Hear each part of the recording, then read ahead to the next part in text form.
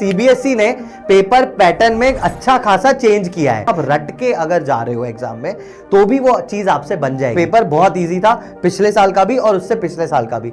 Reason क्या था उसका? कंसेप्ट समझा तो ही आप ये 17 मार्क्स ग्रैब कर पाओगे, नहीं तो नहीं कर पाओगे। पेपर में एक्चुअल चेंज क्या है? पिछले साल तक तुम्हारे सीनियर्स यहां तक की पढ़ाई में ही 64 मार्क्स तक का आराम से कर ले रहे थे, लेकिन अगर तुमने सिर्फ इतनी चीज पढ़ी और कंसेप्ट को नहीं समझा तो तुम्हारे पास हाथ में कितने मार्क्स आएंगे? आपको फॉर्मूला पता चल जाएगा, आप फॉर्मूले को यहां वहां करके आंसर भी निकाल लोगे, कोई दिक्कत नहीं है। लेकिन अब पैटर्न में क्या चेंज आया इस बार के 12th के अकाउंट्स में, यही है biggest update.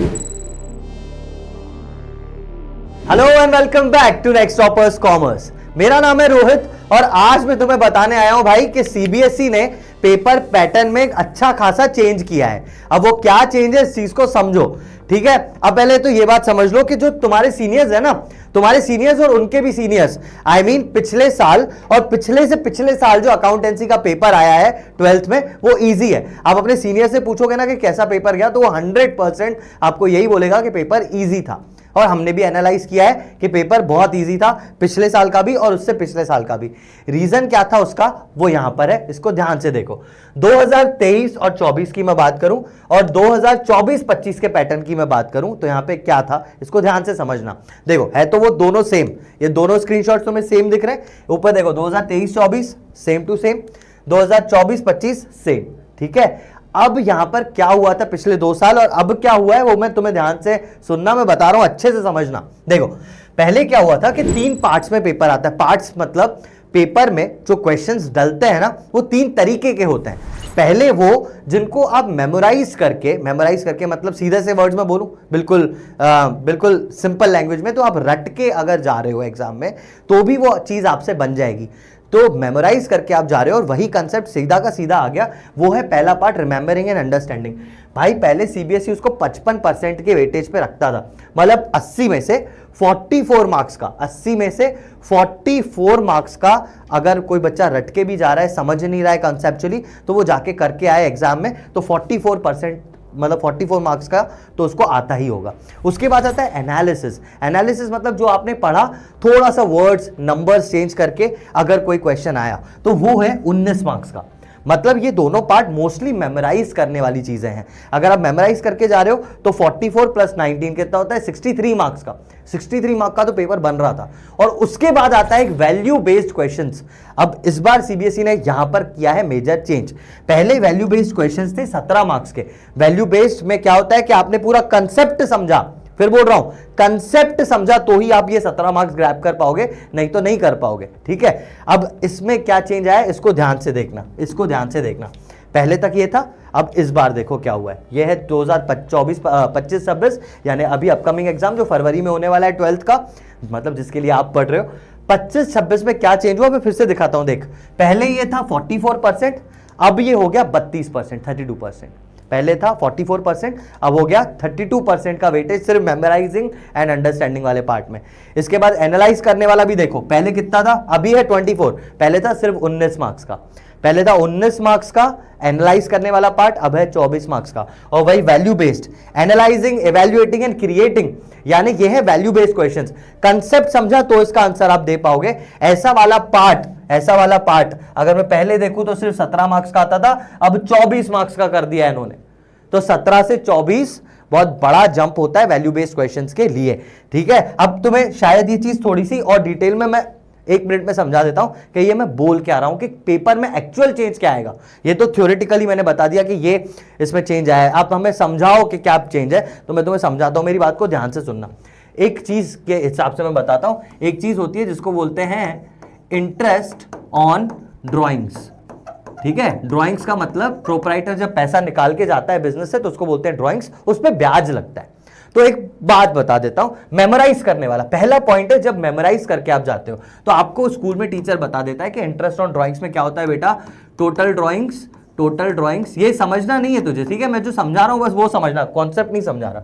Total drawings into number of months upon 12 into rate upon 100। ये उन्होंने फॉर्मूला बता दिया तुम्हें कि यार ये फॉर्मूला होता है, इससे क्वेश्चन सॉल्व करेंगे अपन, तो तुमने ये रट लिया फॉर्मूला। तुम्हें समझ में नहीं आया कि ये टोटल ड्राइंग्स क्यों कर रहे हैं, नंबर ऑफ मंथ्स क्यों कर रहे हैं, तुम्हें कुछ समझ में नहीं आया, लेकिन हाँ भाई फॉर्मूला तुमने रट लिया, उसके हिसाब से क्वेश्चन तुमने किए, तुमसे बन रहे हैं।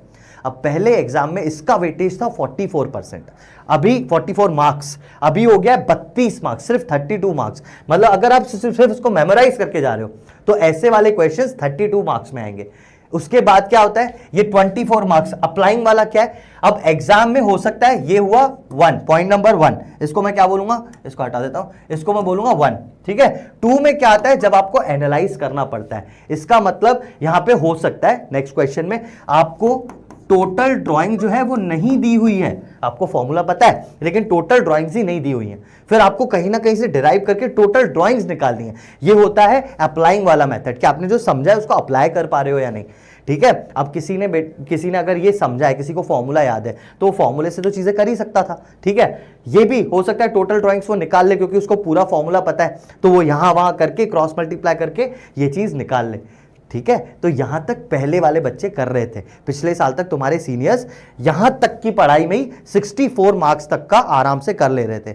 लेकिन अगर तुमने सिर्फ इतनी चीज पढ़ी और कंसेप्ट को नहीं समझा, तो तुम्हारे पास हाथ में कितने मार्क्स आएंगे, 32 मार्क्स और 24 मार्क्स, ठीक है। कितना होता है 56 मार्क्स का, 80 में से 56 मार्क्स का ही पेपर बनेगा अगर तुमने इतना पढ़ा तो। बाकी के बचे हुए 24 मार्क्स में क्या है, इसमें है वैल्यू बेस्ड। अब वैल्यू बेस्ड पे पता है क्या हो जाता है कि आप तो ये बताओ कि interest on drawing will be charge और नॉट, विल बी चार्ज और नॉट। अब मुझे बात बता, देख मैं तेरे को फॉर्मूला समझा दिया कि ये होता है फॉर्मूला, और तूने ज्यादा मेहनत करके यहां तक भी पहुंच गया कि टोटल ड्राइंग वगैरह भी निकालना आ जाता है, कोई दिक्कत नहीं आती। लेकिन क्या जरूरी है कि इंटरेस्ट ऑन ड्राइंग निकालें या नहीं निकालें? मतलब कोई क्वेश्चन दिया होगा, उसमें पूछा होगा कि आपको लगता है कि इंटरेस्ट ऑन ड्राइंग निकालना चाहिए। अब ये बिना कंसेप्ट के कैसे समझ सकते हो आप? समझ रहे हो? आपको फॉर्मूला पता चल जाएगा, अब फॉर्मूले को यहां वहां करके आंसर भी निकाल लोगे, कोई दिक्कत नहीं है। लेकिन अब पैटर्न में क्या चेंज आया है कि हम भैया 24 मार्क्स के ऐसे क्वेश्चन देंगे जो वैल्यू बेस्ड है, जिसपे बच्चे को एक चीज, जिसको मैं बोलता हूं हमेशा कंसेप्ट, भाई अकाउंट्स है, अगर आपने कंसेप्ट नहीं समझा तो ये 24 मार्क्स तो सीधे सीधे हाथ से गए आपके, ठीक है। ये पिछले साल भी इंट्रोड्यूस हो गया था पेपर में, जैसे शेयर कैपिटल एक चैप्टर है, जब आप आगे पढ़ोगे तो उसमें ये चीज इंक्लूड कर दी, पूरा वैल्यू बेस्ड क्वेश्चन आता है 6 मार्क का उसका, ठीक है, पूरा ही वैल्यू बेस्ड। पहले वो जर्नल एंट्री पास करनी होती थी उसमें, अब वो वैल्यू बेस्ड क्वेश्चन आता है एमसीक्यू टाइप में, तो भाई उसमें लगता है दिमाग अच्छा खासा और अच्छी खासी गलतियों के चांसेस रहते हैं, ठीक है। तो अब इन्होंने 24 मार्क्स में ये कर लिया, तो हो सकता है 2 6 मार्क के क्वेश्चंस अभी ऐसे आए जो यहां से आपके एनालाइज बोल रहा हूं, सॉरी, वैल्यू बेस्ड बन जाए, जिसको आपने कंसेप्ट समझा तो ही आप कर सकते हो, नहीं तो नहीं कर सकते। समझे बात को? तो कंक्लूजन ये है कि तुम इन सारी चीजों पे ध्यान दो या मत दो, मुझे नहीं पता तुम्हें सर्कुलर पढ़ना है या नहीं, मत पढ़ो। मैं आपको सिंपल सी वर्ड्स में आपको एक चीज बताता हूं कि इस बार के जो पेपर हैं मोस्टली कंसेप्चुअल होंगे। पिछली बार वाले बच्चे अगर मेमोराइज करके भी चले गए तो मार्क्स आ गए, तुम्हारे नहीं आ पाएंगे, तुम्हें कंसेप्चुअली चीजें पढ़नी पड़ेंगी। एक एक चीज, पार्टनरशिप है तो उसका कंसेप्ट क्या है, पार्टनरशिप क्यों बन रही है, एडमिशन हो रहा है तो हम जो भी चीजें कर रहे हैं वो कर क्यों रहे हैं, मतलब वाई पे आपको फोकस करना पड़ेगा कि जो भी चीज हो रही है वो हो क्यों रही है। इसीलिए आपको इस बार के 12th के अकाउंट्स में यही है बिगेस्ट अपडेट, क्योंकि भाई वैल्यू बेस्ड का बहुत ज्यादा मार्क्स होते हैं भाई, 24 मार्क्स बहुत होते हैं एग्जाम में, इन्होंने अच्छा खासा वेटेज बढ़ा दिया है। तो now you have to understand it conceptually, एक एक चीज अच्छे से। कोई भी क्या बोलते हैं ना उसको, ढील अगर आपने दे दी कहीं पे भी सिलेबस में तो आपके अच्छे खासे मार्क्स आने वाले हैं 12th के फाइनल एग्जाम में। तो इसलिए आई होप आप ये सारी चीजें नहीं करेंगे। That was all I think. इसके अलावा कुछ है और कोई स्लाइड बची थी मेरे पास?